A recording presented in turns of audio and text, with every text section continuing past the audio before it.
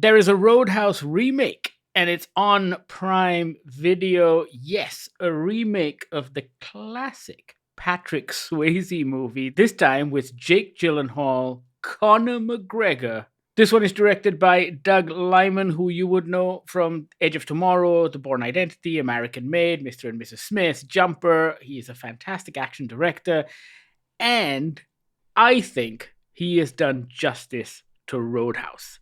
Before we get into this movie, though, do you remember the classic, Bahir? I was going to say, I don't think I've seen it. I believe the classic is actually showing on Netflix. Oh. I'm not sure if it's on Netflix Malaysia. I think it was on Netflix US. I'm not sure if it's actually been added to the Prime Video catalog.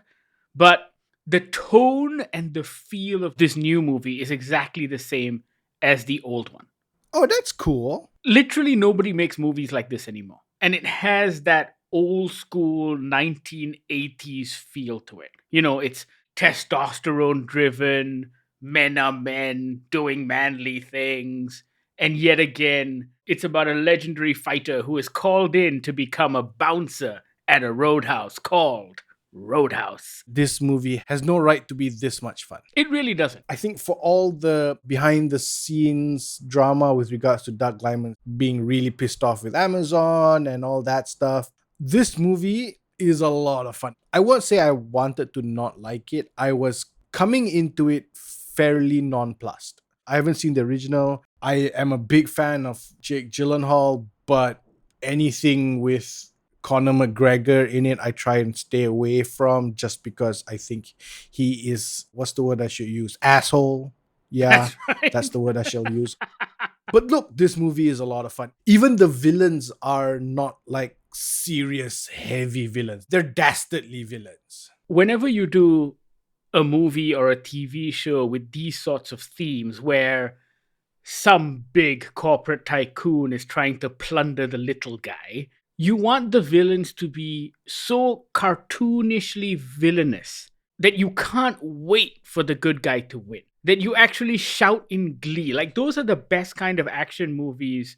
And those are the things I enjoy the most because you want to see the hero succeed against all odds. Yes, but also I think if it was a bit more realistic, I think people would bounce out of it. It would be too close to home for a lot of people, for a lot of things. I think Billy Magnuson not having an actual mustache to twirl feels like it's okay that one of his henchmen gets eaten by a crocodile. And the same goes for Conor McGregor, right? Because Conor McGregor is such a cartoon. Like, he is as much a cartoon in this as he is in real life. Yeah. And so it works because there is absolutely no redemptive quality to him. And a lot of the time, a lot of movies, a lot of TV shows try to create bad guys that have a certain amount of pathos. And you learn about their backstory and you find out what makes them tick. And all of that feels absolutely unnecessary. This is just pure greed. It is capitalism at its absolute worst. Enter Jake Gyllenhaal, who uses nothing but his fists to take them down. Fists and charm. The props I will give him is the fact that he knows why he was hired. He was hired to play a cartoon version of the asshole Conor McGregor we see outside. And he does it with glee. He does it with no sense of, I was going to use the word shame, but I don't think he has any. There's no self in there. He is playing the portrait of a guy who likes to beat up other people. You got to give him props for that. Like, he is willing to be that guy. And just like the original, Doug Liman kind of structures this very much like a Western. Although this movie likes to point out the fact over and over again that it's like a Western. That aside, all of those tropes are hit really well. And I think that also speaks to its appeal, right? The great thing about the Western was that you had your lone hero who would save a town, save a village, save a community. I think part of the appeal of movies like this, of The Equalizer, for example, which goes down a very similar path, I think the appeal of shows like that is that the real world feels so unfixable. And so therefore, sometimes all you crave is a black and white solution to actual complex problems. Because when you look at movies like The Equalizer or you watch Roadhouse, the problems are very complex. The idea of a capitalist tycoon railroading the small guy so they can build a massive resort happens all over the world. It happens here. And oftentimes we are completely powerless to do anything about it. But then here, one guy can come along and save the day. And I think that's why we love it so much. On paper, this and The Equalizer are essentially identical movies, right? However, this is just a whole lot more fun. Jake Gyllenhaal is just so much fun to watch in this. He knows he doesn't have to punch. He knows he's got enough of a reputation that even in an underground fight, he doesn't actually have to fight. He knows that he's got enough confidence in his abilities that he can just walk up to a bunch of guys who are fighting in a bar to just say, hey man, you guys gotta stop. And they will, because if they don't, he knows he can punch them out. And I like watching Jake Gyllenhaal do that. It feels like he doesn't do that enough anymore. I also love the fact that there isn't a love interest there. There was no like pining, there's no dates, there's no back and forth.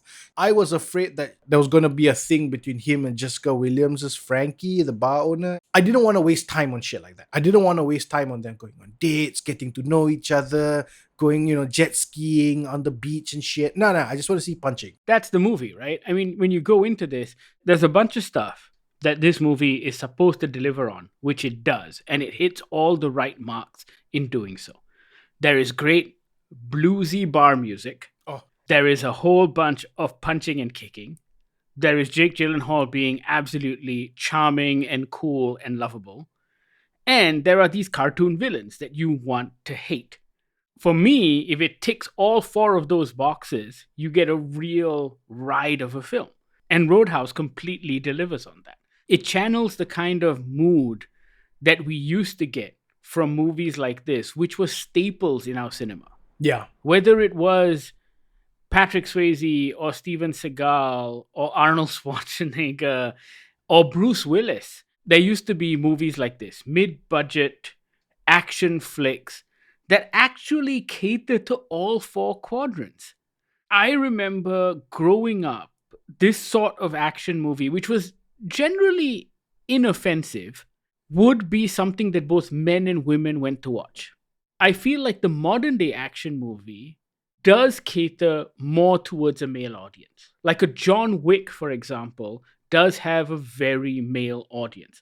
And I think it is in the way those movies are structured. Meanwhile, a movie like Roadhouse, I know you said there wasn't a love story, but there are always those elements. There's always a romantic element, so it's something for the ladies. And then there is the action stuff for the guys. And so it followed a specific template, but it was always a lot of fun, very watchable, and it's a great way to kill 2 hours of your time. Especially with Roadhouse, the way it's shot, it isn't dark and gloomy. It's in Florida. It's very bright. It's very welcoming. I felt that there were stakes, but at the same time, it didn't feel dour. Yes. So bad things happen in this film.